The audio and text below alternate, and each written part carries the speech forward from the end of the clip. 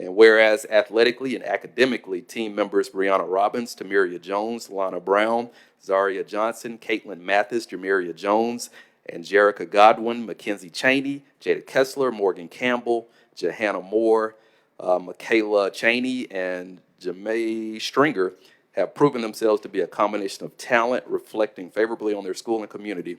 Special thanks to Principal John Lyons and the faculty at Huffman High School and team managers Kaya Brown, Tiana Ward, and Taylor Rozelle for their unwavering support through the 2023-2024 basketball season. Now, therefore, be it resolved that the City Council of Birmingham, with Mayor Randall L. Woodfin concurring, pauses in its deliberations to congratulate the members of Huffman High School basketball team on the occasion of capturing the 2024 basketball AHSAA Class 6A state runner-up and for their outstanding season and overall team record. We're going to request UC for the resolution. All in favor, let it be known by saying aye. Aye. All opposed, say nay. All in favor, let it be known by saying aye. Aye. All opposed, say nay. Thank you so much. And like I said, this is just going to continue. Y'all keep putting in the work, and let's keep building. So thank you so much. We want a blue trophy next year. We want a blue trophy next year. Oh yes. We'll be back with 2 teams. All right.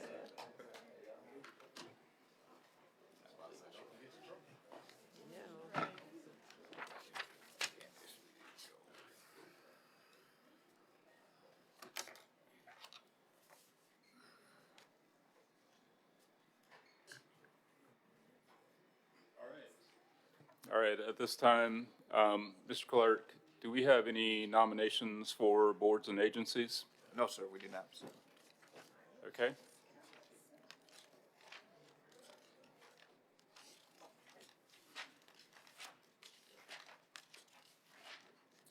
All right, so we'll go on with our regular order of business.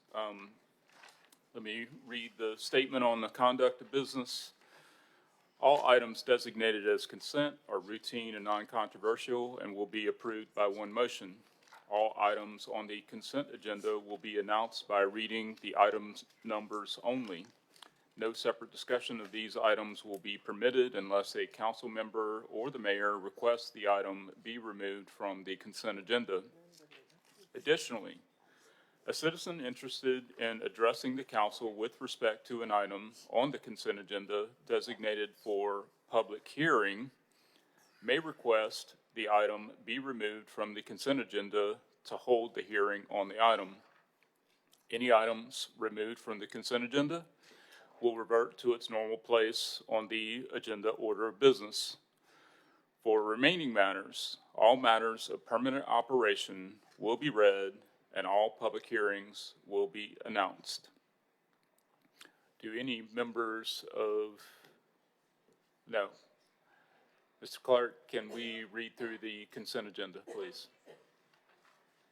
Consent agenda starts on page 2 with item 3. Now, on page 3, we have items 4, 5, and 6 on consent. On page 4, items 7 and 8 are on consent. On page 5, we have items 9, 10, and 11 on consent. Page 6, items 12, 13, and 14 are on consent. Page 7, items 15, 16, and 17 are on consent. Page 8, items 18, 19, and 20 are on consent. Page 9, items 21, 22, 23, and 24 are on consent. Page 10, we have items 25, 26, 27, and 28 on consent. And page 11, items 29, 30, 31, 32, 33, 34, and 35 are on consent, and that concludes the consent agenda. All right. So now, do any members of the council wish to add or remove an item from the consent agenda? Councilor Abbott? Yes, items 7 and items 12 did not have funding sources on our agenda. And I know from having the 3-inch thick stack of paper that they have funding sources, but I was hopeful that in the future we could always have funding sources listed on the agenda. And if we don't have any funding sources, they shouldn't be listed. Yeah, Mr. President, Yes, sir. to Ms. Abbott's question for clarification, this is something as a body you all have already approved. It's back before you to change the date only, Yeah. not the funding source, No, just the date. but I would just like to see the funding source on the agenda for every item in the future. Noted. Yes, ma'am. But like I said, the big pile of paper we got, it has it in there, but it's just, if it would just be on the agenda when we read it, that would be a wonderful thing.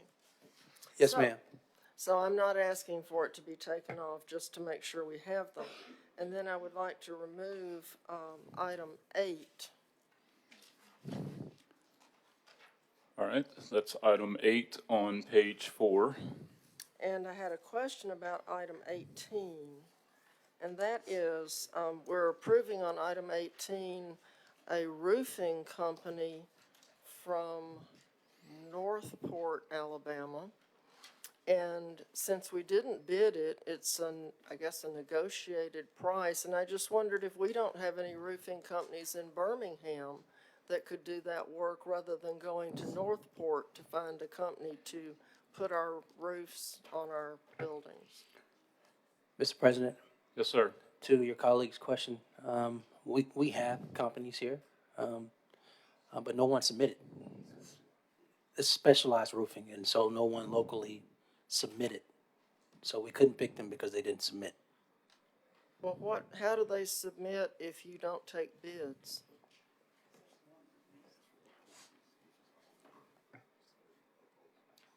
So, Ms. Abbott, you're well aware of requests for proposals. In lieu of bidding, as far as situations like this, we do requests for proposals. So in other circumstances, we've done requests for proposals that allows people a window to submit their company, their work, et cetera. No one submitted, whether it was bid or in this case, a request for a proposal, no one submitted. Okay. Well, thank you. I just wanted to understand how it worked because they did raise the amount to $100,000. So we don't have to do bidding for things below that. Anyway, thank you. Mr. President, that's all. Okay, Council Williams? Thank you, Mr. President. Can I please take off item number 9? All right. That is item 9, page 5.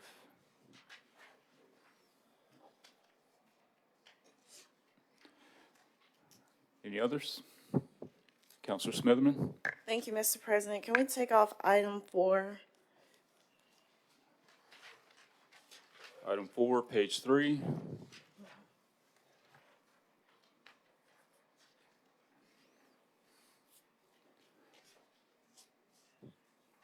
And Mr. President, just one question. I don't want it off consent, but item number 16, where are we paving at Roebuck Golf Course? Is it the golf cart? Oh, thank God. Thank you.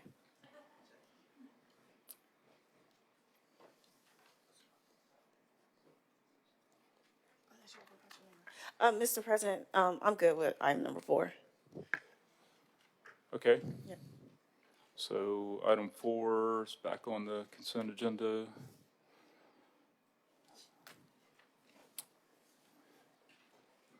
All right. And did you get the answer you need about the golf course? The golf cart. Okay. Any others? Okay.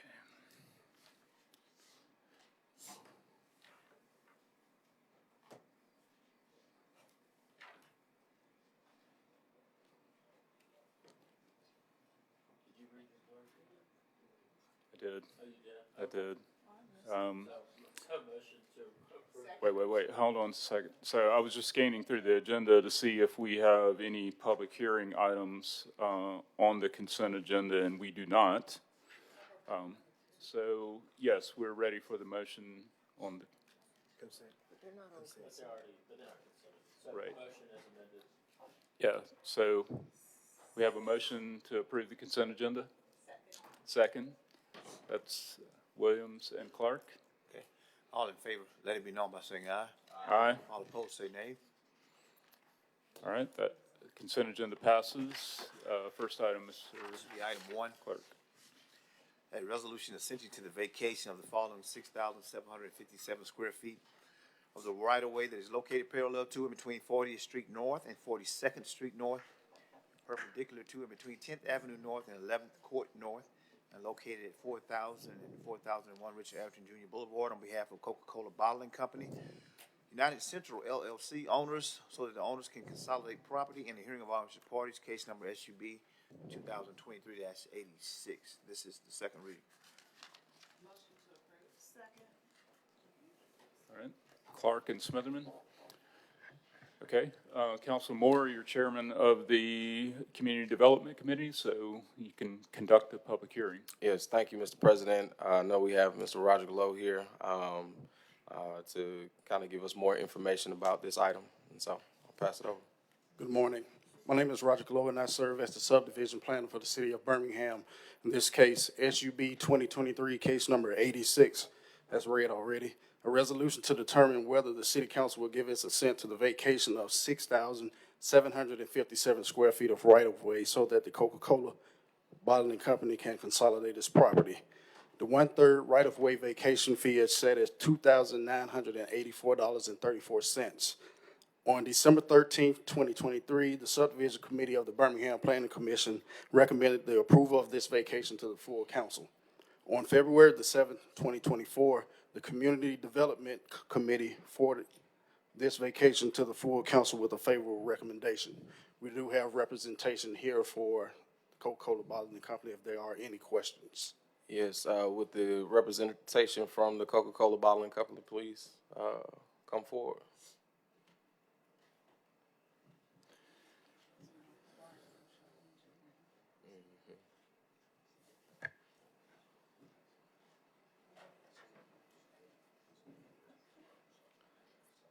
Good morning. I am Mark Clark with Shoal. We're the surveyors and engineers of record for this plat.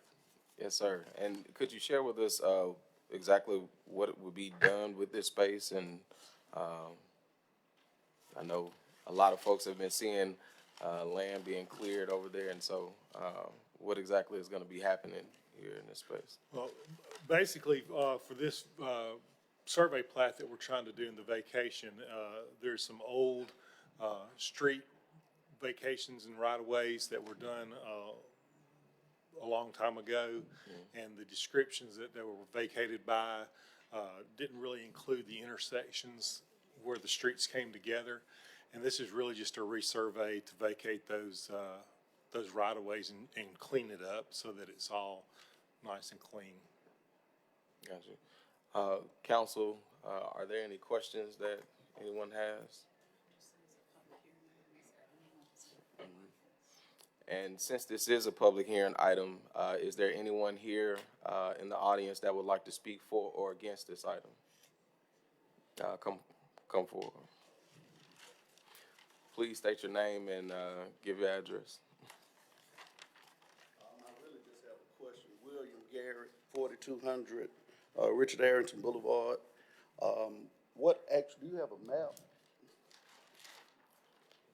Because 4200 block runs right beside my building. And I'm trying to see if it's a...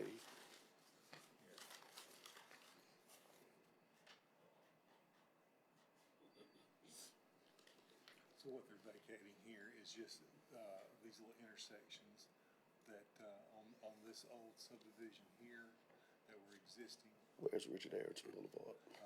Richard Arrington is back up here. Oh, okay. Right there.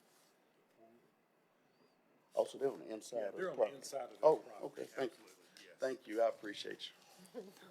No problem at all. Yes, sir. Yes, sir. Is there anyone else here that would like to speak for or against this item? Council, does anybody have any questions? I just have a comment. I'm excited about this project. I'm hopeful that we can get the ALDOT funding to help improve the exit off of 2059 there, so anyway. As am I. I know that, this will definitely be a great economic generator for the city. And I'm happy that this is something that is located right there in the heart of District 4. And so, excited about it. I'll pass it back over to you, Mr. President. All right. We have a motion and a second. Yes. Yeah, I move. All right. So Move for we're ready approval. for the vote. Okay, all in favor, let it be known by saying aye. Aye. All opposed, say nay. All right. That was unanimous. The item passes. Thank you.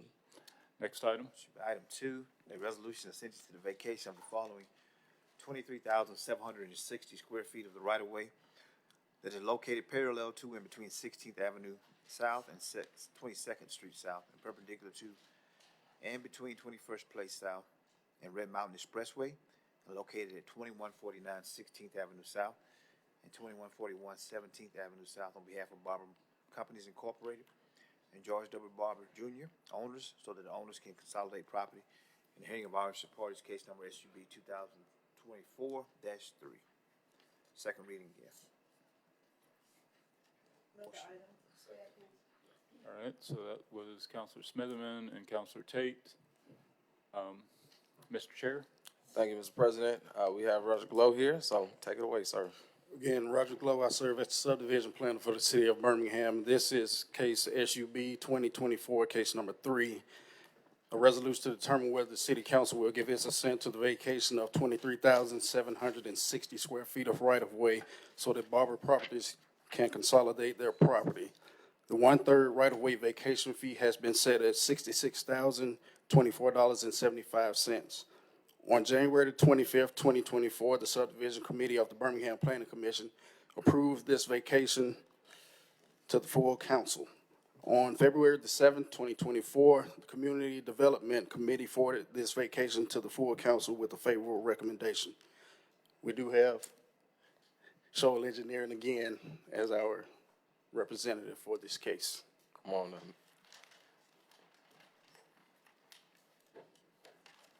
Again, Mark Clark with Shoal Engineering, and I'd be happy to try to answer any questions you may have. Yes, sir. If you could just kind of give us an overview of exactly what's taking place in this location. Okay, what is really going on here is there is a 17th Avenue South area there where it extends east from 21st Place. There's an apartment complex there. It's kind of on the side of the hill, and there's an apartment complex there. And the Barber Company owns that, and that is the access into that lot 1. And they're just wanting to vacate that right of way and take control of that. It goes nowhere other than into the apartments. And then there's a portion of the alley that they're asking to be vacated where they own all the property on both sides of the alley. Gotcha. Thank you. Is there anyone in the audience that has any questions and would like to speak for or against this item? Are there any council members that would like to speak to this item? All right, Mr. President, I'll pass it back. Yeah, I just got a question. Councilor Abbott, you're probably more familiar with this than I am. Is this in close proximity to 21st Street and the portion of the street that was closed with the slide? Yeah, Is it it that is. set of apartments that's right below Yeah, 21st Street? yeah, Okay. well, they are definitely below us between the Expressway and 20th Street. So it's in that area over there on the side of the mountain. Okay. So I guess my only question is, does this in any way impact our ability to resolve that situation with 21st Street? It doesn't seem to be related to that, and it's not been maintained, so it's really good we're getting rid of it. Okay, enough said. All right, we have a motion and a second. We're ready for the vote. Okay, all in favor, let it be known by saying aye. Aye. All opposed, say nay. That motion passes. It's unanimous. Next item. Should be item Thank you all 8. very much. Page 4, a resolution authorizing the mayor to execute a development and program funding agreement pursuant to the American Rescue Plan Act of 2021 between the city of Birmingham and the Southern Research Institute to respond to the far-reaching public health and negative economic impacts of the pandemic under which the SR will develop a unique public health data system program to connect personalized medical data, including genomic, transcript, transcriptomics, proteomics, metabolomics, and other forms of data to clinical data to support the public health, creating over 50 new jobs over the next 5 years. And the city will pay the SR pursuant to the amendment number 772 for the monies received by the city from ARPA, an amount not to exceed $5 million to support the program. Motion, please. Move for approval. Motion to approve. Second. Second, O'Quinn and Moore.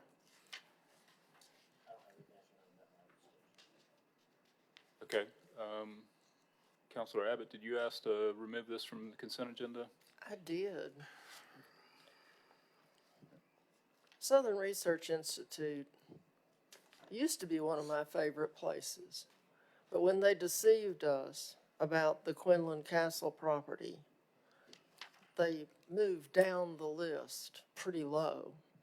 I was thankful that our president sent us all that good information yesterday, which softened my heart towards them. So I thought I would just tell the council that SRI is a cautionary tale for people like us. When someone commits to do something and it's not in writing, you're out of luck. So when the head of SRI came up and said, if you sell us this property, we will maintain it because it's a historic structure, we believed them. But it didn't get written into the agreement. And when it didn't get written into the agreement, it got bulldozed, historic structure or not. So I just want to remind the council, because sometimes, we get so busy we forget that if it isn't in writing and it's not in the contract, you don't have a leg to stand on no matter who lied to you. No matter how important the person was who got up there and spoke and said, we're going to use this as part of our plant, we're going to have meeting space in it, we're going to do whatever. If they were telling the truth, they would have put a new roof on it. But instead, they just put new windows and flags on it to make it look good. So, my fellow council members, if you don't get it in writing, it's meaningless. And Southern Research Institute is the poster child for that fact. And I just wanted to bring that up. I'm going to vote for this because Southern Research does good work and they're helping people. But I do not ever appreciate being lied to, no matter how important the man is who's doing the lying. And sometimes the liars have help at City Hall. So just be careful. Thank you, Mr. President. Right. I did have a question. Do we have representation from Southern Research here this morning? So the information that we received about what the funding would go to help support is a project called Catalyst. For the benefit of the public, could you just give a brief explanation of the Catalyst project? Okay. Good morning, Council. I'm Dr. Kalila Brown, Vice President of Medical Affairs and Patient Advocacy at Southern Research. Catalyst is a precision medicine program that will expand access to everyone in the state of Alabama. Precision medicine essentially means taking medicine from what we call standard of care, or what we found that works for generally everybody, just everybody kind of gets the same treatment, to what's personalized for you. What's your genomics, what's your lifestyle, what's your social determinants of health tell us about you. So it is allowing your provider to provide you care that speaks directly to who you are.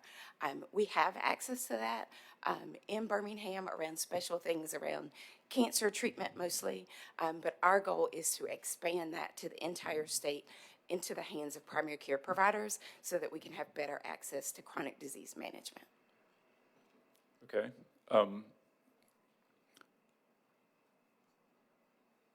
Is this in any way related to the All of Us project. The All of Us project, for those who don't know, is very similar, where they're trying to sequence the genomes of, I believe, all Alabamians. And that was a project that was started probably 5 or 6 years ago at UAB. So is this in any way tied into the All of Us project? So it's similar but not related. So All of Us is a national program that's seeking to sequence 1 million genomes throughout the United States, really to inform the science for decades to come, to tell us how we can best utilize this information.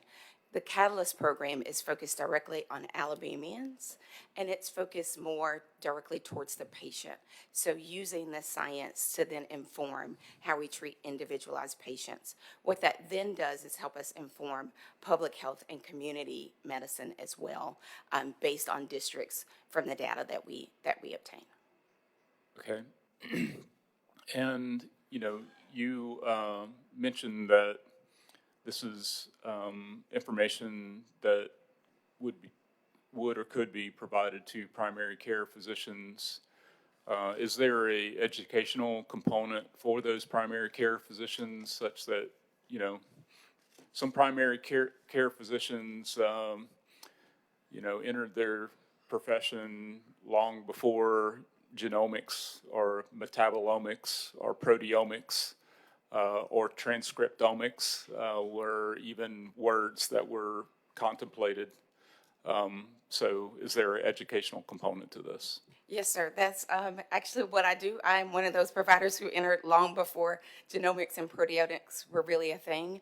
I practiced primary care pediatrics in Birmingham for about 20 years and entered my position at Southern Research last year to head this program. So really that is what is central to my job at Southern Research, making sure that I'm speaking with primary care providers in the state around what this program is. What they will receive is what we're calling actionable insights. So we'll take all of this data and give them a specific report for that patient that tells them how to implement this into their patient's treatment plan.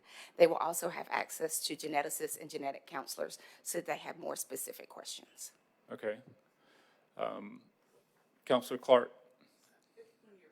Okay, all right. Well, I was just going to ask you to briefly give an overview of the, economic impact and number of jobs that will be created as a result of this project. Okay. So the direct impact for Catalyst itself is about 50 new jobs in the Birmingham area. 10 of those will be directly funded immediately by the funds we're requesting from the city. The state has provided $20 million in funding. The county has provided 7.5 that will go towards the new building that will house this program. So full support throughout the state. We're really excited about that. What we will be having is jobs directly at Southern Research, but we've also developed a workforce component to this. So we will have 20 students throughout the state. 6 of those will be Birmingham area students who will become Catalyst ambassadors. So we will hire them, train them on a community health worker model so that they can then go out in their community and engage participants around what precision medicine is, clinical trials as treatment, genomic sequencing. So we will teach them this information so that they can go in and teach their community, and then in hopes that they will get familiar with this type of science and become the next generation of biotech engineers, physicians in our area. Okay. Councilor Clark? Hi, nice to see you again. Good to see you as well. This sounds pretty exciting. And, I guess getting more people involved in this type of customized medicine that's available. I was just wondering if there are racial disparities in the data, in genomic data in general, and if this project will seek to, shore some of that up. And then how will you recruit people to have the genomic profiles developed? Yes, so there's significant racial disparities. More than 90% of the data is of European descent. There's also disparities not just on the racial side. There's disparities based on gender, based on what your zip code is. So whether you're rural or you live in an underserved minority population, you're typically not represented in the data. So if the data doesn't speak to you, to who you are, then that means that the treatment was not necessarily designed for you. More than 80% of the drugs on the market currently were never tested in the African American population prior to hitting the market. We always get post-market testing, and so we're seeking to change that. If we have data on the front end that is representative of everybody, then we begin to drive drug discovery that is representative of everybody. So part of what my team does in medical affairs, I've hired a group of public health professionals. We go out and we talk to people about genomic sequencing. But first we start with simple, do you have primary care? Are you accessing primary care? How can we help you access primary care? We've created resource directories that help people do that based on their social determinants of health. So whether it's transportation or not having access to healthy foods, we're making sure that we're helping drive healthcare in that manner. Before we ever begin talking to them about precision medicine, we first want to get you into care.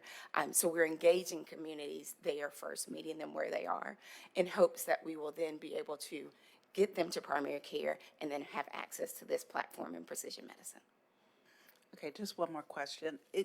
This sort of medicine used to be kind of cost prohibitive, right?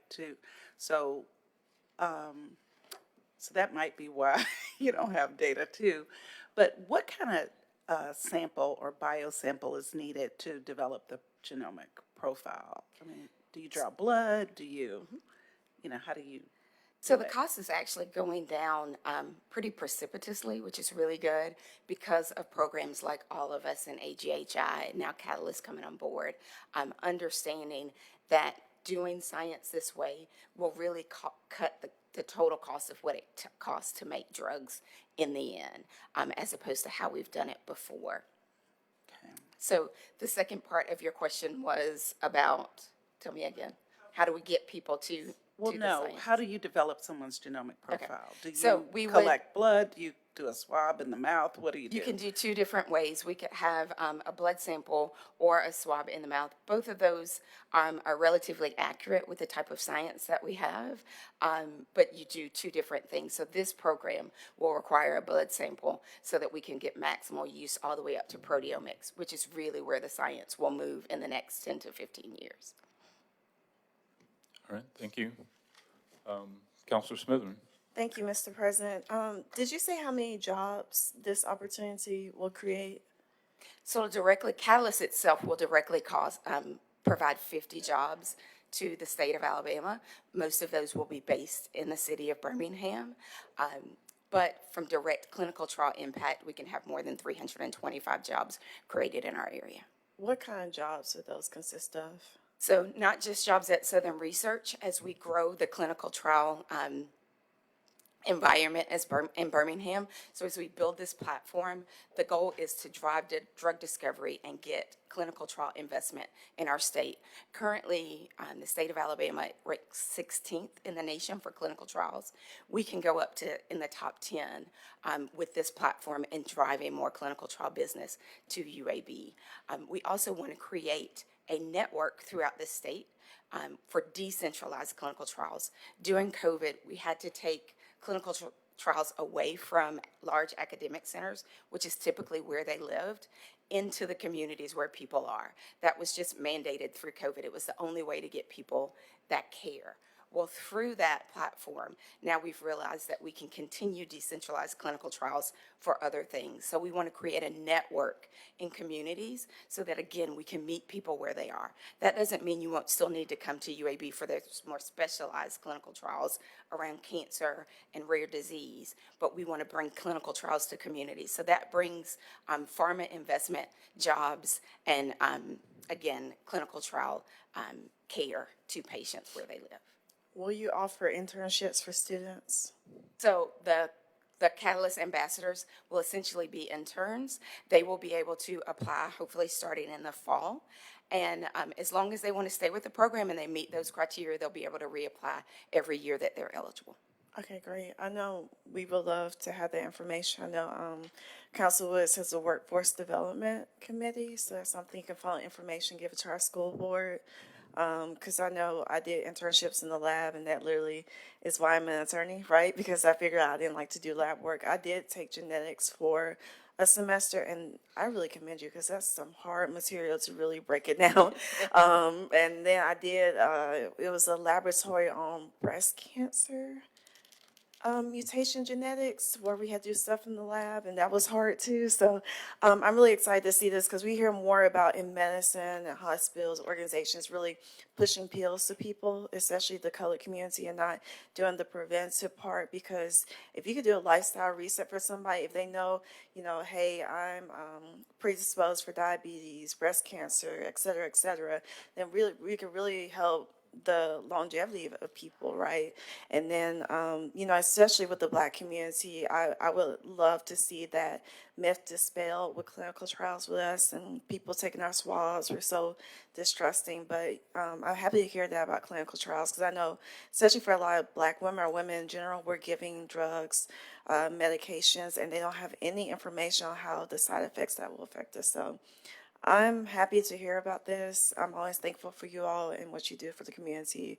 If there's anything that I can do to help you all, just let me know. Thank you, Mr. President. Thank you. Yeah, just finally, I just want to say thank you to everyone at SRI, for their close collaboration with the city of Birmingham. I think this is a important project just in itself, but it's also strategically important from an economic development perspective, and especially with respect to federal funding that we're seeking through the CHIPS and Science Act. This will, I'm sure, better position us to be competitive in that space. So, thank you. Thank you. All right. Councilor Woods.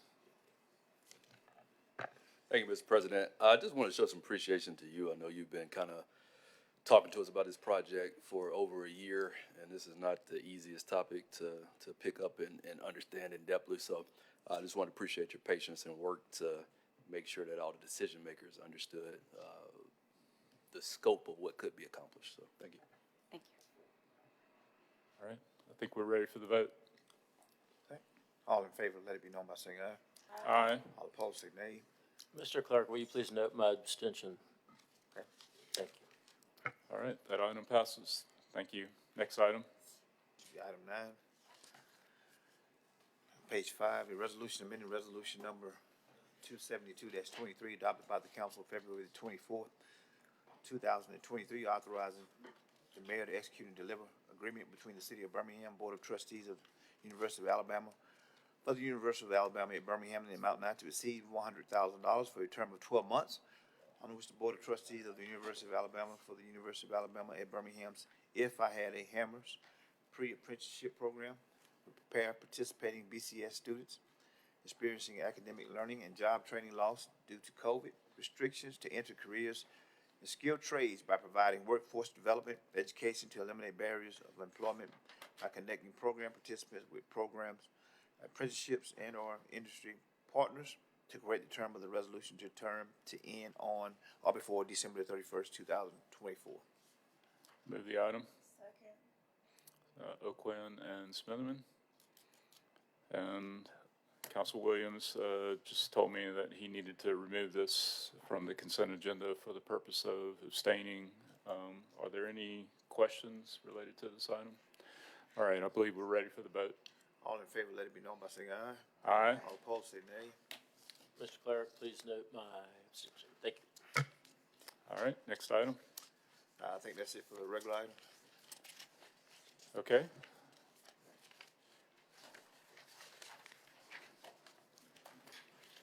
At this time, I believe we're ready for district reports. Councilor Smitherman, you ready? I am ready. I actually only have 2 announcements. We have 2 neighborhood meetings coming up. 5 Point South neighborhood meeting is today at 6. It will be in the South Hall of Highland United Methodist Church. And then on Monday, March 25th at 6 p.m., Woodland Park will have their neighborhood meeting at Woodland Park Church of Christ. And then I had a great time with my colleagues at NLC conference in Washington, D.C.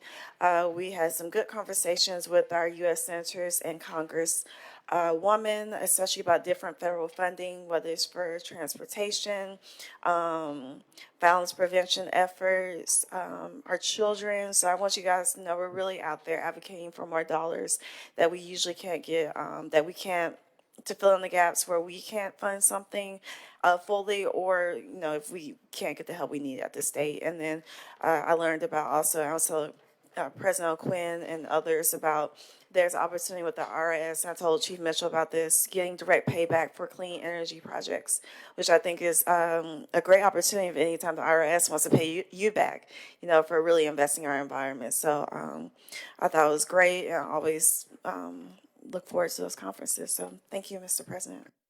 All right. Councilor Abbott, are you ready?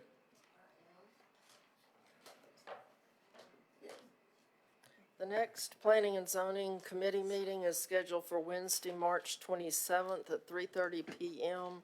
in the council chambers. Neighborhood Association meetings tonight. We have 5 Point South Neighborhood meeting at the Highlands United Methodist Church. And this coming Monday, we have Crestwood South Neighborhood at 6:30 p.m. at the Jewish Community Center. If you have any concerns or issues, please call 311 or use our fantastic MyBHM 311 app.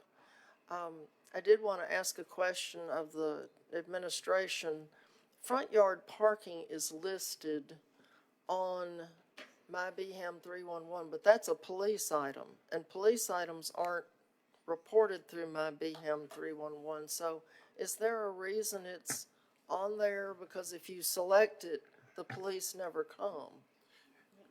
Mr. President, Yes, sir. so Councilor Abbott is a code enforcement related item, so the police assist with that. So that's the reason why it's on there. Okay, but is anyone reporting it to the police? Yes. If there's front yard parking going on? Because when it's reported, I'm hearing from people that when it's reported via MyBHM 311, no one ever comes.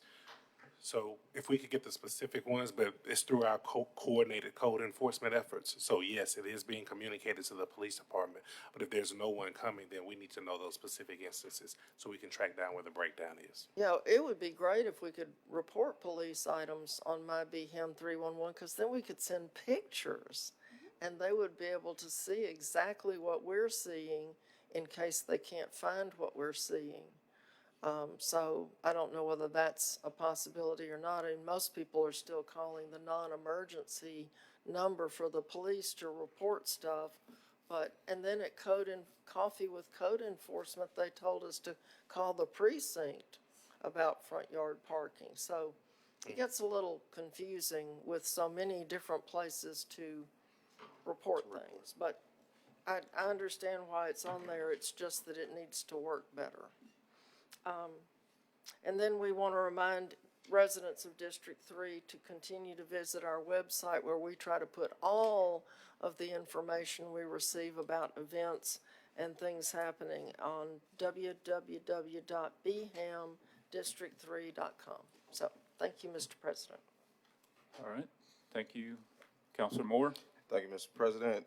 Harriman Park will have their neighborhood association on the fourth Thursday of this month, as well as Norwood will have their neighborhood association meeting the fourth Wednesday of this month at the Norwood Community Center. In partnership with the Black Warrior Riverkeeper and the Collegeville neighborhood, we will be hosting a community cleanup on March the 30th at 9 a.m. We'll start at Macklin Park. I also want to give a big shout out to Public Works. Late last week, we had an issue with trash pickup in Kilo Springs, and the team at Public Works had it taken care of in 15 minutes. So shout out to them. I also want to just let folks or remind people that the Community Development Committee will take place tomorrow afternoon in council chambers at 2 p.m. And then the Birmingham Parks and Rec Board will be meeting tomorrow at Legion Field at 9 a.m. And that concludes my announcements. Thank you, sir. Councilor Clark? Thank you, Mr. President. Just want to compliment my colleagues on the budget town hall. I thought that was really a great move, and the mayor and the budget team supporting us in that, and our chair of the budget committee for the idea. And I just love, love, love this handbook. I feel like, if I had just known this a couple of years ago, no, but I just think it's tastefully done. It's easy to read, it's inviting, and it just kind of makes you want to, consume all the information in it. So, it's hard to educate in a way that's fun and easy to consume, and I think we nailed it with this, and I'm excited to share it with community members. So as for neighborhood meetings in District 8 this week, we've got the Graymont Neighborhood Meeting Wednesday at 4:30 in the Smithfield Library. Also, last week and this weekend, Bartow Arena hosted the 2024 SWAC Men's and Women's Basketball Championship. Want to say congratulations to Jackson State University Women's team and Grambling State University's men's team for winning this year's titles. And both teams have secured their spots in the NCAA tournament. And additionally, our very own Blazers won their team conference, and they're also going dancing. So congratulations to these student athletes on their high achievements. And, I didn't want to go to the game, but my friends made me, so I had a good time. Throughout July at Hoover High School, Southern Research is hosting a Biotech Academy. It's a week-long summer program that offers a deep dive into biotechnology skills and applications. There'll be student mentoring and career exposure as well.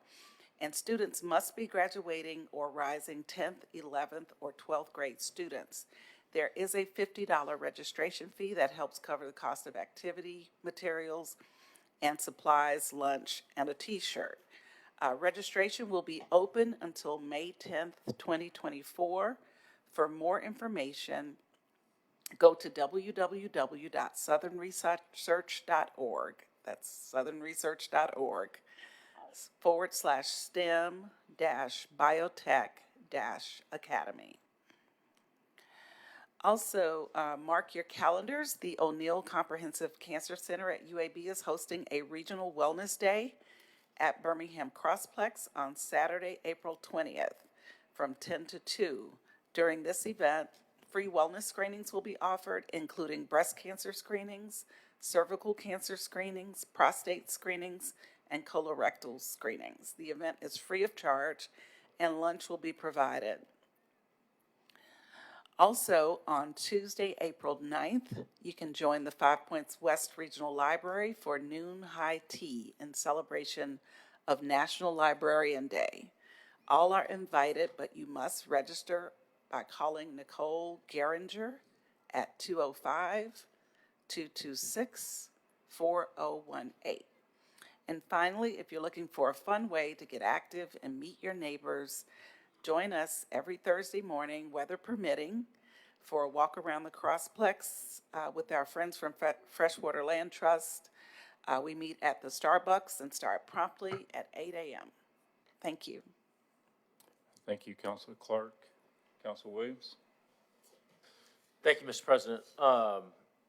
Also wanted to commend, echo Carol's statements and commend my colleagues on that, on the budget town hall, and Ms. Smitherman, who I guess is the brainchild behind it. And also Carol for being such a good singer, who we did not know until she was given the mic last night. Economic Development and Tourism is canceled for today due to a lack of submissions. Our next regularly scheduled meeting is April the 2nd. If you have any submissions, please email them to india.bailey@birminghamal.gov by Wednesday, March the 27th. Also in Economic Development, we have 2 vacancies on the Industrial Development Board. Applicants may not be an officer or employee of the city of Birmingham, but anybody else, please apply. You should submit your resume also to India Bailey by email, or you can do it by mail. And our address here is 710 North 20th Street, 3rd floor, Birmingham, Alabama, 35203. We're trying to get all resumes by April the 1st. So if you will submit your resume for the Industrial Development Board by April the 1st, we would appreciate it. And that is all. Thank you, Mr. President.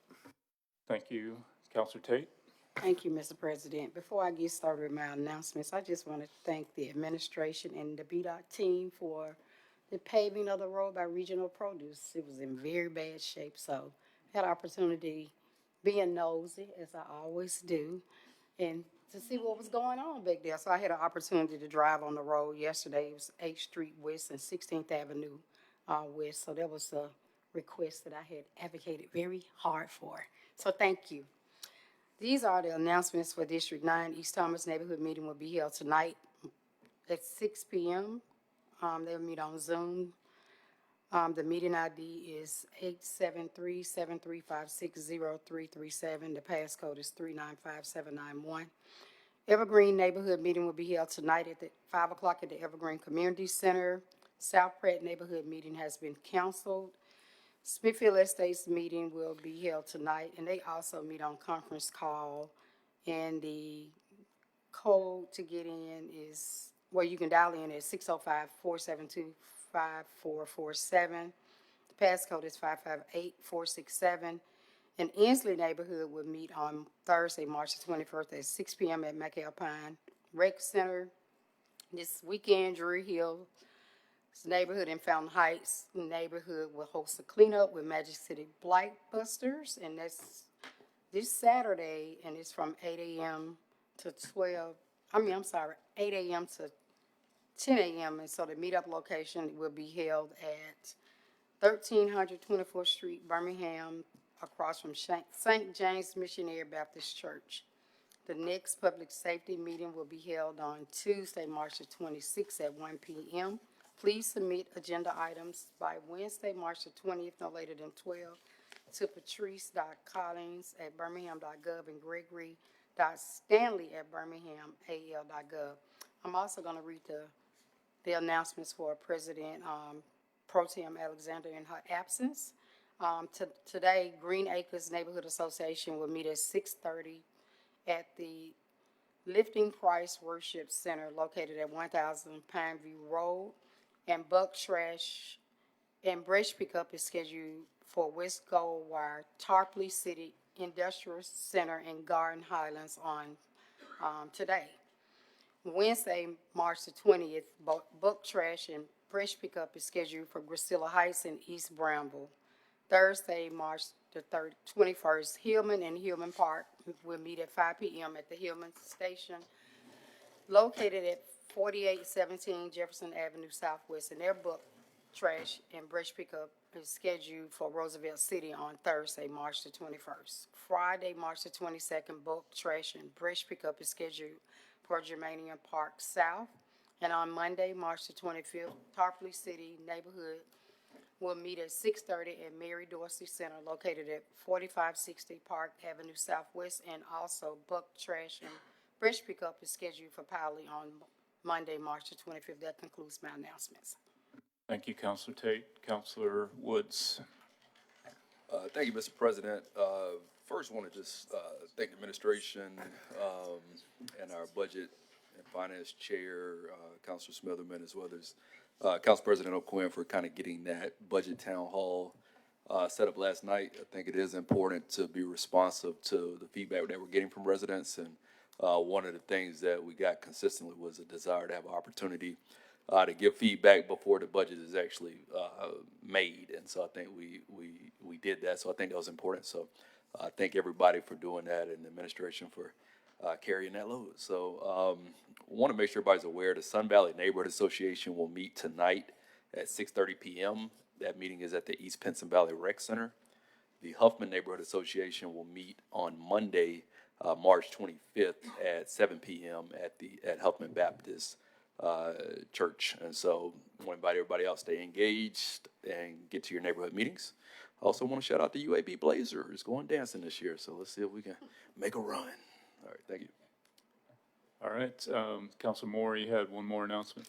Yeah, so one thing that I did forget to make mention of is the Small Business Administration is going to be hosting different government contracting, a free comprehensive 4-week comprehensive course, teaching people how to do government contracting every Monday at 5:30 p.m. At Polaris, Birmingham, so 5521 First Avenue South.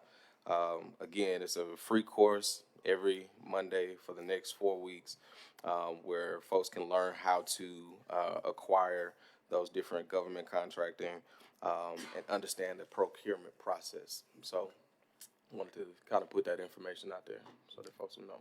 Okay, thank you. Councilor Smitherman, you have another one? Yes, thank you, Mr. President. The next Budget and Finance meeting will be this Monday, March 25th at 3:30 p.m. here in the council chambers. Submissions are due tomorrow by noon. And, yes, I really want to thank, Chief Mitchell.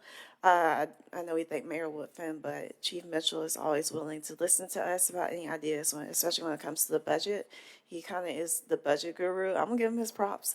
So I want to thank you for listening to us. He and Mayor Woodfin when we initially brought that idea. So I'm happy it was very successful, and I'm hoping that we continue to move forward on making sure the public feels more included in their budget. Thank you.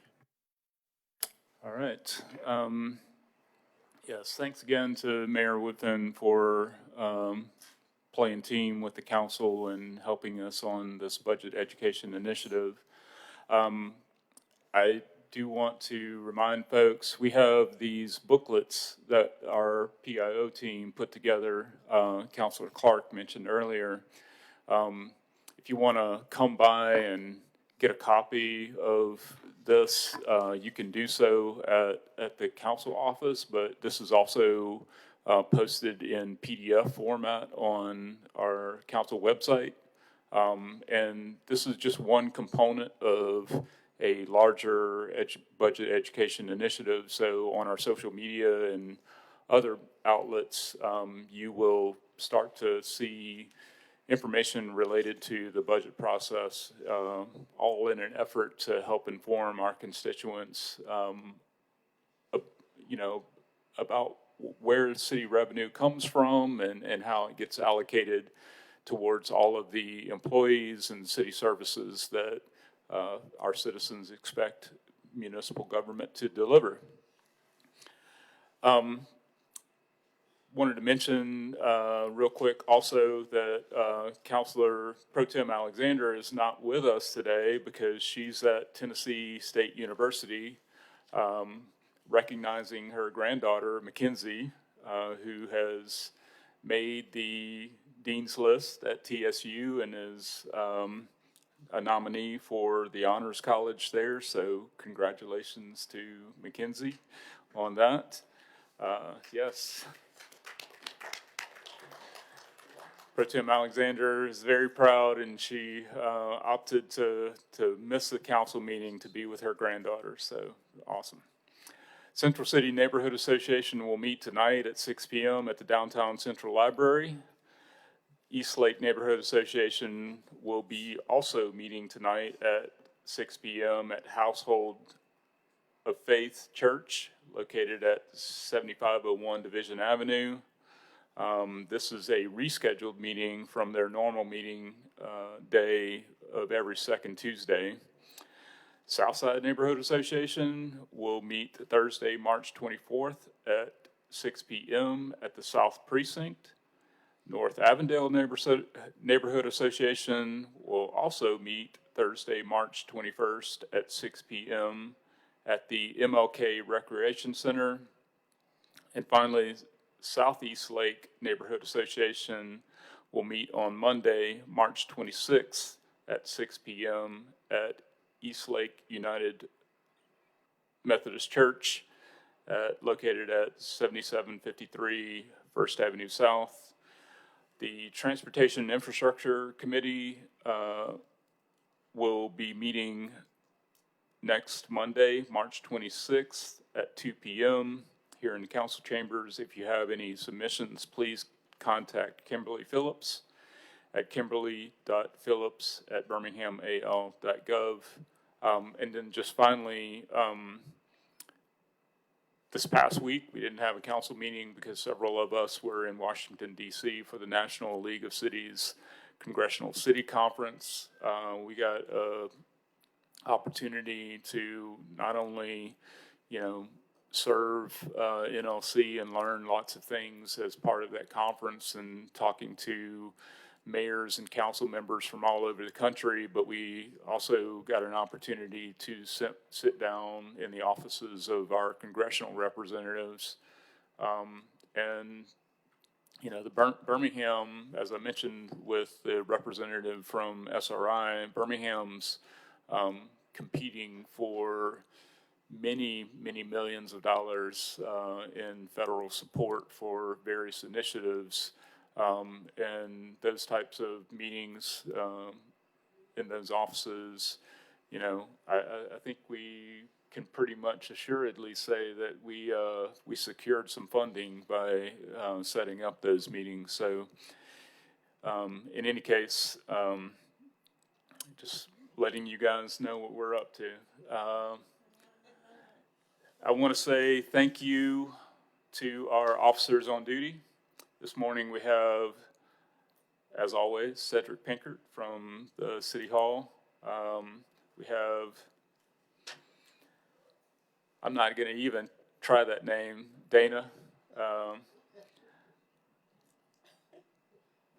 was too many syllables there. All right, from West Precinct, and Mr. Desmond Earl, also from West Precinct. Thank you for being here this morning. This time, Mr. Clerk, I believe we're ready for our public speakers. Robert Banks. Just come to the mic. Please remember to announce your name and address, and please pay attention to the monitor. You have 3 minutes. All right, good morning, good morning. How y'all doing, city councilors? My name is Robert Banks. I'm from the Ensley neighborhood, District 8. That will be Miss Carol Clark district. Yesterday, something was very alarming. I was leaving, I'm a barbershop owner as well. I was leaving my barbershop, headed to another job. And instead of liking to hit a dog or a cat, I like to hit a body. I like to hit a body yesterday. And pulling around, I opened the car door. I said, man, get out of the street. And just to look down and see that this person was deceased. And it was in the middle of the street and in a neighborhood that's very residential. And we have come so accustomed to hearing gunshots that we don't even really take it seriously. And it was in Ensley neighborhood. And I'm talking about you got elderly people in this neighborhood as well. And I know they're very fearful. I've come down here several times, and a lot of times I've pointed the finger at you guys. But it's an effort amongst all of us. And today I'm going to do Barber versus Bullets, and enough is enough. And we're going to go inside these neighborhoods. I would like for each one of y'all to try to reach out to me in some form or fashion. Get with me, because I can sit up here and battle y'all, and we can battle each other all day, but to be honest with you, it's not going to solve anything. Seeing that body, seeing that body in the middle of the street, and the police hadn't got there yet. We had to call the police. But just seeing that, and, neighbors ain't even, we got to put the neighbor back in the neighborhood. Neighbors aren't even, they're scared. They're fearful. We got 5 Points West right down there. We got a lot of stuff growing in Birmingham. Birmingham is growing. And the public don't really see what y'all do and how y'all do. But we got to get a communication skill, and we got to bring the councils out to the street, as well as the police, as well as Jefferson County, as well as Birmingham, because if we don't, we're going to continue, and it's going to get worse. In less than 48 hours, we had 6 killings. And I think we just need to really just get together and hit these streets. Thank you. Mr. Banks, I really appreciate your comment because, like you said, it's going to take all of us. Yes, ma'am. People coming here scolding, hollering, and that's just not going to solve the problem. So you and I have had, some conversation about coming together, working collaboratively together, but I really appreciate that. I do have your phone number. I definitely will be reaching out. On, what was it, 2 weeks ago, myself and the Offender Alumni Association, quite a few of us went into the Smithfield neighborhood. Right. Because what people don't realize, as you say, that's a trauma situation that you ran upon yesterday. You know, often, nobody's going back into the neighborhoods, seeing and caring about the needs of the trauma that has been left in the neighborhood. So one of the things that myself, when I had an opportunity to go to Newark, myself and Council Woods and Council Smitherman couldn't go, but she sent a staff member. We had an opportunity to walk the streets of New Jersey. Didn't feel, like something was going to happen to me, but the things that they were really doing to drive gun violence down was building out that ecosystem and working with those that are in the community, because community, as you say, violence is going to take the community. So it's all about building a community and making sure community safety. Because I often say this, and I will continue to say this, and I'm going to stand on business on this, that you cannot police your way out of this. No. The community has to come together. The people have to come together. And we have to come into the community, not just when the police has arrived. The police job is to come there and solve a crime.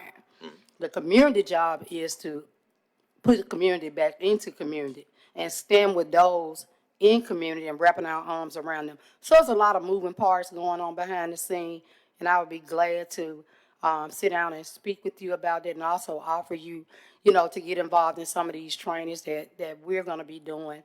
Also, with Deborah Daines and her team, we trained about 38 credible messengers.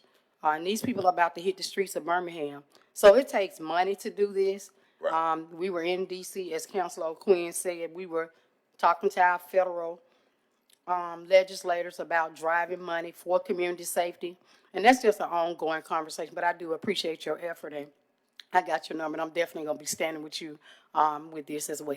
Okay, thank you. And pass it on to the other councils. Appreciate it. All right, next speaker, please. James Gibson, Jr.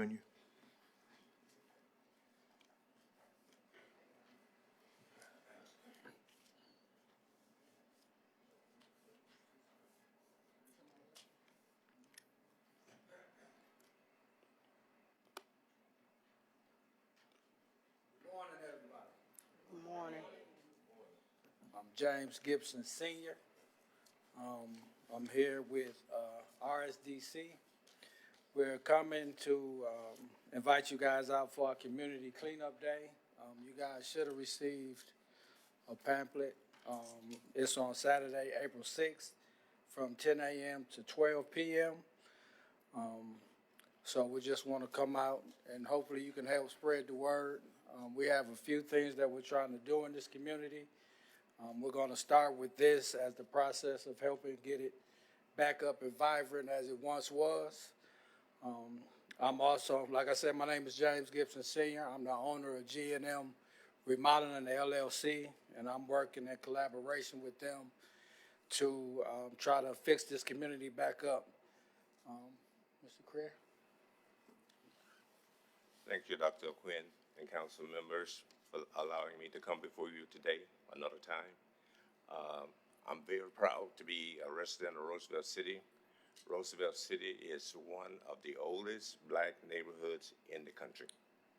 But we have sort of lost our way, and we're trying to steady our ship and to move forward to a better and a brighter day. We need your help and your assistance.